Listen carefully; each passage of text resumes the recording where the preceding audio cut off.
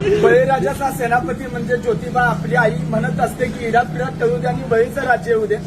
या बळीराजाचा सेनापती म्हणजे ज्योतिबा तो पंजाबात होता आणि पंजाबातून त्याला दक्षिणेत पाठवला. त्याच्या आरतीत सुद्धा तसा उल्लेख आहे. उत्तरेचा राणा दक्षिणे आला आणि दक्षिणी केदार नाम पावला. हा दक्षिणेत आलाय कुणासाठी आला तर आमच्यासाठी आला. कुणापासून रक्षण करण्यासाठी आला तर आर्यांपासून आमचं रक्षण करण्यासाठी आला. इथं आला त्यानं आमच्या कुळ्या सुरक्षित राखल्या, आमच्या पूर्वजांचं रक्षण केलं म्हणून तो आज आमचा कुळस्वामी. कुळस्वामी कुणाला म्हणायचं? ज्यानं कुळ्या राखल्या तो आमचा कुळस्वामी, ज्योतिबा कुळस्वामी.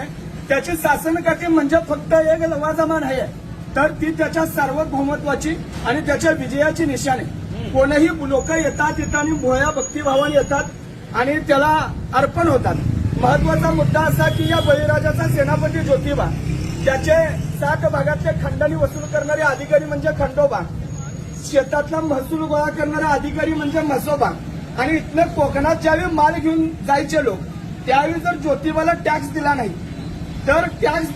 तर ज्योतिबाला खेटे घातले जायचे.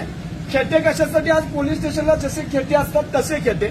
आणि आज आपण वेगळ्या कारणाने खेटे घालतो, माझी नोकरी लागू दे, मला मूळ बाळ होऊ दे, त्याच्यासाठी नाही. हा ज्योतिबा आपला पूर्वज आहे ज्याच्या पाठी मग बा म्हणजे भैरोबा, मसोबा, बिरोबा, खंडोबा, चाकोबा, सळोबा, नाईकबा, ज्योतिबा, विठोबा आणि ज्याच्या पाठी मग आई, मर्याई, मसाई, टेमलाई, तुळजाई, जाकाई, जोकाई, रखमाई ही आमची आई आणि आमचे बाप हे आमचे पूर्वज आहेत आणि ही आमची दैवत आहे. त्यातला ज्योतिबा हा आमचा आहे आणि त्याची शासनकाठी आपण ज्यावेळी घेऊन येतो त्यावेळी प्रत्येक भागाचं ते प्रतिनिधित्व करणारी शासनकाठी असते.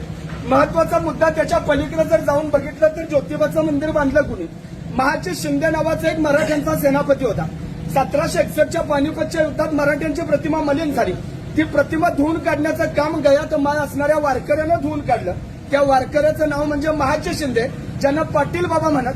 त्या महाजी शिंद्यांची दहशत एवढी होती की त्यांनी ताजमहलचा वापर, आज लोक फिरायला जातात जगातलं 7वं आश्चर्य आहे, पण तरी सुद्धा त्या ताजमहलचा वापर त्यांनी करवाकुंटी ठेवण्यासाठी केला होता. एवढी दहशत की दिल्लीचा सुलतान कोण हे ठरवायचं आमचा महाजी बाबा.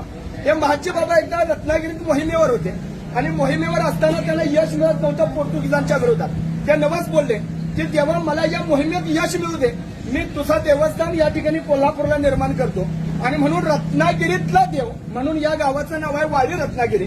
रत्नागिरीतला ज्योतिबा इथं येऊन बसले. ज्योतिबा हे या गावाचं नाव नाही, ज्योतिबा हे या देवाचं नाव आहे.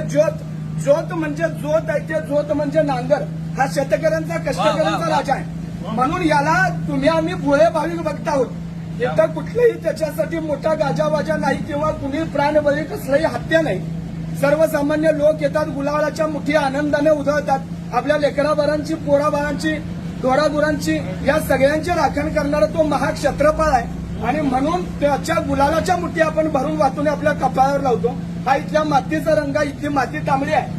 ही तांबडी माती म्हणजेच ते गुलालाचं प्रतीक आहे. म्हणजे आपल्या देवतांचं एक स्थिरीकरण आहे. कसं आहे तर कुणाचा गुलाल आहे, कुणाचा बुक्का आहे, कुणाचा अष्टगंध आहे, कुणाचा भंडार आहे, कुणाचा चौंड गाय वाजवायचं, कुणाचं पकवाज आहे, कुणाची दिमडी आहे, कुणाची ढोलकी आहे, कुणाचा उदो आहे, कुणाचा चांगभला आहे. तर चांगभला म्हणजे काय तर पंजाबात एक शब्द आहे चंगा भला.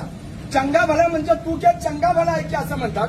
तर चंगा भला म्हणजे उच्च दर्जाचा आणि तो अपभ्रंश होऊन या ठिकाणी तो नामघोष तयार झालेला आहे की ज्योतिबाच्या नावानं, ज्योतिबाच्या नावानं, ज्योतिबाच्या नावानं.